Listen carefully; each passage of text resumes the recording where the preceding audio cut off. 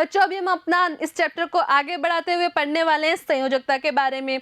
अब संयोजकता क्या होती है कि जो भी परमाणु होता है उस परमाणु का जो सबसे बाह्यतम कोश है, उस बाह्यतम कोश में जितने इलेक्ट्रॉन प्रेजेंट है वो तो ठीक है, लेकिन उस बाह्यतम कोश को पूर्ण भरने के लिए जितने इलेक्ट्रॉन की हमें और आवश्यकता है वही क्या है बच्चों, उसकी संयोजकता कहलाएगी। जैसे मैं बात करूं हाइड्रोजन, ठीक है, हाइड्रोजन के अंदर बच्चों कितने इलेक्ट्रॉन होते हैं? हाइड्रोजन के अंदर एक इलेक्ट्रॉन होता है। ये देखो, ये है नाभिक, ये नाभिक के चारों ओर पहला कक्ष, ठीक है। अब पहला जो कक्ष होता है उसको हम के बोलते हैं, है ना, और के या एक, और इसके अंदर सब अधिकतम कितने इलेक्ट्रॉन आ सकते हैं? 2 इलेक्ट्रॉन। अब जो हाइड्रोजन है उसके पास कितने इलेक्ट्रॉन है?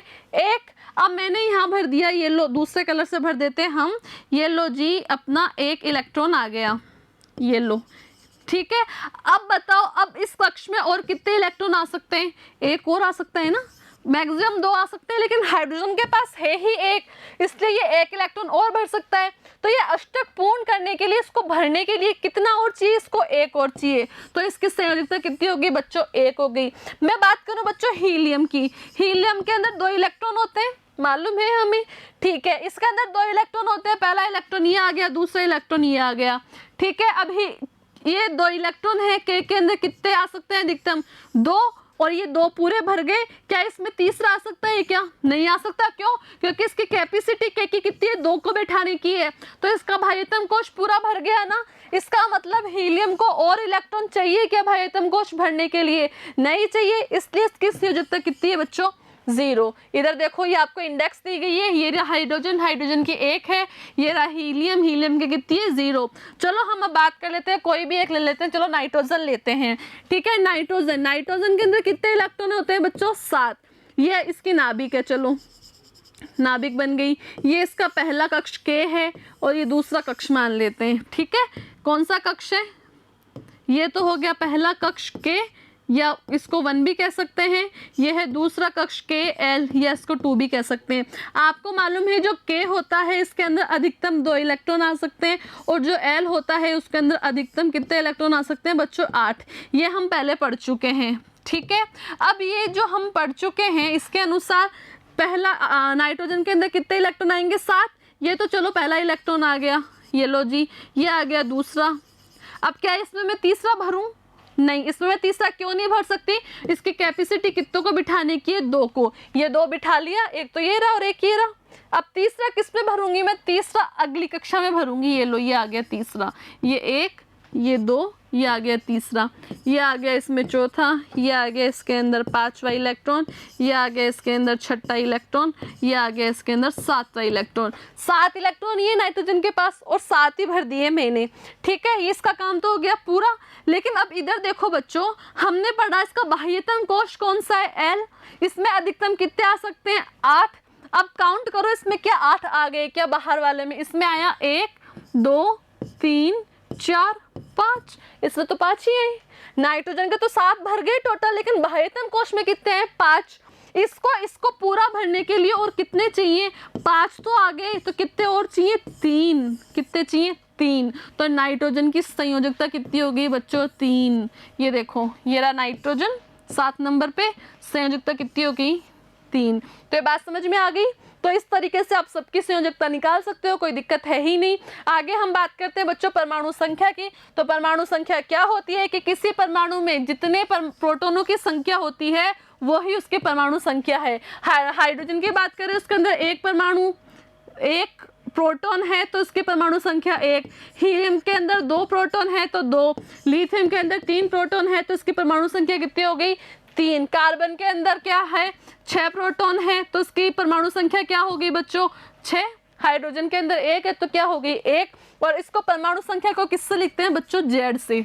जैसे इलेक्ट्रॉन को E से लिखते हैं, प्रोटॉन को P से, न्यूट्रॉन को N से, तो परमाणु संख्या को किससे लिखते हैं बच्चों? Z से। आगे हम बात करें द्रव्यमान संख्या की। अब द्रव्यमान संख्या क्या होती है? अभी तो हमने परमाणु संख्या पढ़ी है कि जो प्रोटॉन की संख्या है वो ही परमाणु संख्या है। अब ये द्रव्यमान संख्या क्या आ गई? तो बच्चों द्रव्यमान संख्या का मतलब होता है कि कोई भी जो परमाणु है उसके नाभिक के अंदर आपको मालूम है एक तो प्रोटॉन होता है और एक न्यूट्रॉन होता है, और इलेक्ट्रॉन नाभिक के चारों ओर चक्कर लगाता है। तो प्रोटॉन तो मतलब सिर्फ प्रोटॉन की संख्या तो मतलब परमाणु संख्या, लेकिन अगर मैं इन दोनों को जोड़ दूं प्रोटॉन प्लस न्यूट्रॉन को, तो वह बच्चों कहलाएगी द्रव्यमान संख्या। ठीक है, तो द्रव्यमान संख्या का मतलब क्या होता है कि किसी परमाणु का द्रव्यमान उस पे उपस्थित प्रोटॉन और न्यूट्रॉन की संख्या का योग होता है। मैं बात करूं कार्बन की, तो कार्बन के अंदर ये गलत लिखा हुआ, ये 12 आएगा, 12U। ठीक है, तो कार्बन है, कार्बन के अंदर क्या होता है? कार्बन 6 नंबर पे आता है, उसमें प्रोटॉन 6 हैं, जितने प्रोटॉन है उतने ही क्या होते हैं? न्यूट्रॉन है। तो इसकी परमाणु संख्या तो क्या हो गई? इसकी जेड का मतलब परमाणु संख्या तो 6 हो गई, लेकिन इसकी द्रव्यमान संख्या कितनी हो गई? 6 + 6 12। तो द्रव्यमान संख्या कितनी होगी इसकी? 12। बात समझ में आई? ऐसे हम बात करें एल्यूमिनियम की, तो एल्यूमिनियम पे देखो ये 27U है। ठीक है, 13 तो क्या होते हैं? प्रोटॉन, और 14U क्या होता है? न्यूट्रॉन। तो दोनों को जोड़ दोगे तो 27 क्या आ जाएगी? एल्यूमिनियम की द्रव्यमान संख्या। लेकिन इसकी परमाणु संख्या कितनी है बच्चों? 13। ठीक है, आगे हम बात करते हैं कि परमाणु के परमाणु संख्या, द्रव्यमान संख्या और जो प्रतीक है, अब उनको हम दर्शाएंगे कैसे? हमारे पास कितनी सारी चीजें हो गई, परमाणु संख्या हो गई, द्रव्यमान संख्या हो गई, उसका प्रतीक हो गया, तो हम इनको लिखेंगे कैसे? तो बच्चों हम इनको कैसे लिखते हैं, देखो अभी लिखना सीखते हैं। ये देखिए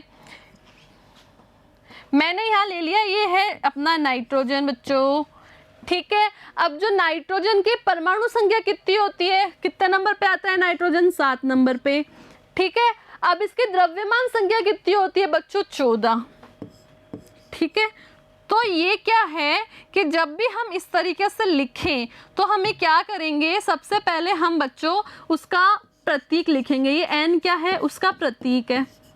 ठीक है, उस प्रतीक के नीचे की तरफ बच्चों हम क्या लिखेंगे? नीचे की तरफ हम लिखेंगे उसकी परमाणु संख्या।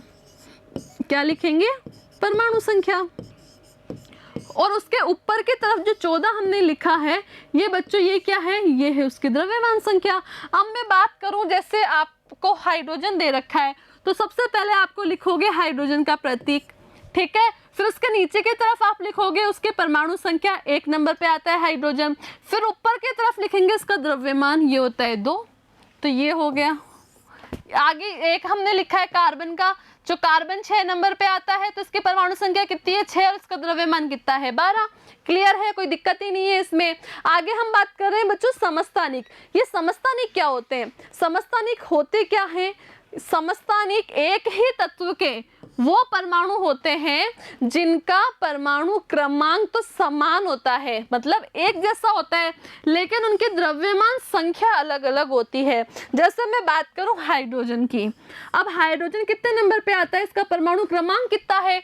1 है, लेकिन इसका हाइड्रोजन है ना, 3 प्रकार के हैं अपने। एक हो गया हाइड्रोजन, एक हो गया ड्यूटेरियम, एक हो गया ट्रिटियम। ये क्या है? इन तीनों का देखो, इसमें भी एक ही प्रोटॉन है, इसमें भी एक ही प्रोटॉन है, इसमें भी एक ही प्रोटॉन है, और प्रोटॉन की संख्या ही क्या होती है बच्चों? प्रोटॉन की संख्या ही परमाणु क्रमांक होता है। तो इन तीनों का परमाणु क्रमांक तो एक ही है, लेकिन देखो बच्चों इसके अंदर न्यूट्रॉन है क्या? नहीं है। इसके अंदर 1 न्यूट्रॉन है, इसके अंदर 2 न्यूट्रॉन है। तो इसका मतलब इसका द्रव्यमान तो हो गया 1U। ठीक है, इसका हो गया 2U, 1 और 1 2। इसका कितना हो गया? 2 और 1 3U। इनका द्रव्यमान अलग अलग हुआ कि नहीं? द्रव्यमान अलग अलग हुआ, लेकिन ये है तो तीनों हाइड्रोजन ही, क्योंकि इनकी तो परमाणु क्रमांक 1 ही है।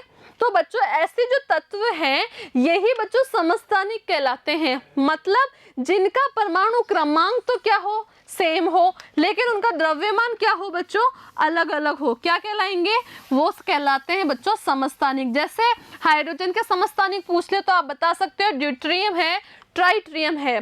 ठीक है। अब ये समस्थानिक काम क्या आते हैं बच्चों, जैसे ये जो यूरेनियम के समस्थानिक है उनका उपयोग तो किया जाता है परमाणु भट्टी के अंदर।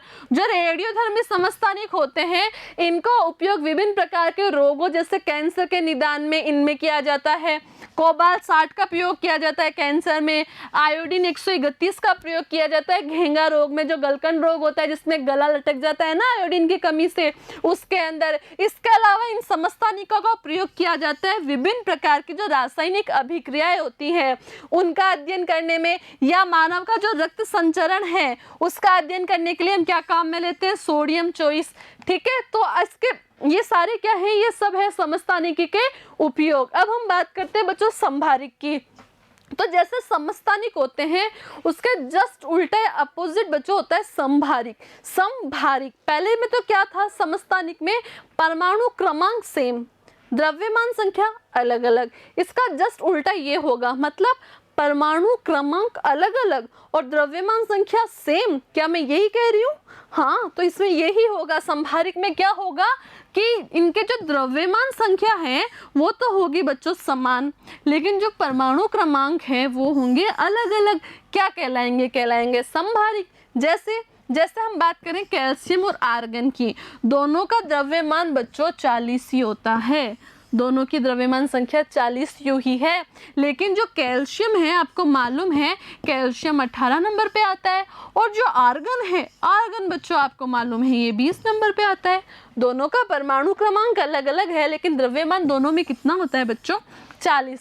तो ऐसे जो चीजें हैं, ऐसे जो तत्व के परमाणु है वो क्या कहलाएंगे बच्चों? संभारिक कहलाएंगे। इसी के साथ अपना चैप्टर भी फिनिश होता है। पढ़ते रहो। Thank you.